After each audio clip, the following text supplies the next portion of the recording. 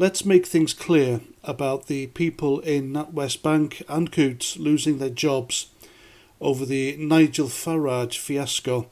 It's accountability. It's not cancellation. These people aren't losing their jobs because of wrongthink or their political opinions.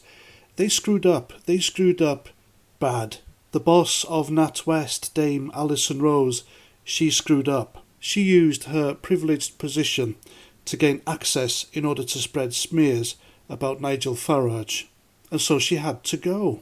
I am pretty sure if you or I did the same thing within our jobs, then we'd be sacked on the spot because it's unprofessional, and I think it's criminal as well, because private information was divulged here and shared to a journalist. And what Dame Alison Rose did wiped 600 million off NatWest's value. So how the hell can the board at NatWest give her a vote of confidence after such a deliberate, spiteful screw-up? So anyway, she's gone, and she's going to get a huge payout as well. A multi-million-pound payoff. And the kick in the bollocks with that tale is that NatWest is 38% owned by the taxpayer, so we're basically lining her pockets on her way out. And then this afternoon, the CEO of Coutts itself, Peter Flavel, he stepped down because he was responsible as well. He was the guy ultimately responsible for the dossier debanking Nigel Farage for his political views. Nigel Farage even says that he wrote to Mr. Flavel twice before going public with the story, and the guy didn't even acknowledge him. So this has happened. The share price of NatWest has just dropped. The same thing will happen to Coutts. They've lost both CEOs. Their public image has been shattered. And all because they're woke.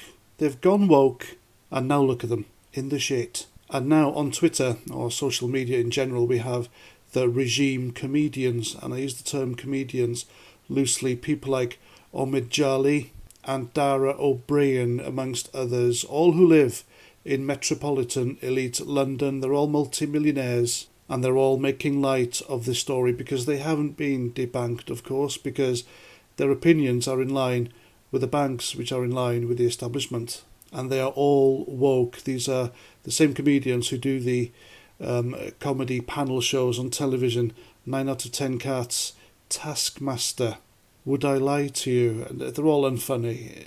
And I'm happy this is happening, really, because it's shedding light and revealing people to be what they really are.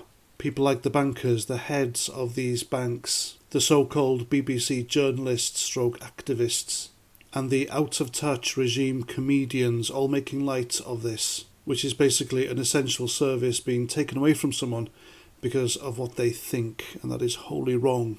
And I haven't even mentioned the bizarre lefty YouTubers with their bizarre opinions, but opinions they're allowed to have, and I will make damn sure that they are as well, because unlike them, I'm for free speech. And they make videos on their channel making light of the fact this happened to Nigel Farage, and they don't understand why the right wing, the Conservatives, are so concerned about a rich man like Nigel Farage losing his bank account because of his political opinions, which they still don't believe that's the case. They're still going in line with the fed rhetoric by the mainstream media that Nigel Farage lost his account due to the Russians paying him off for Brexit, etc. And he didn't have enough money in there required to have an account at Coutts. They still believe this nonsense. But what these out-of-touch idiots in their vans don't understand is that all this could trickle down to us and them, normal working-class people and the poor.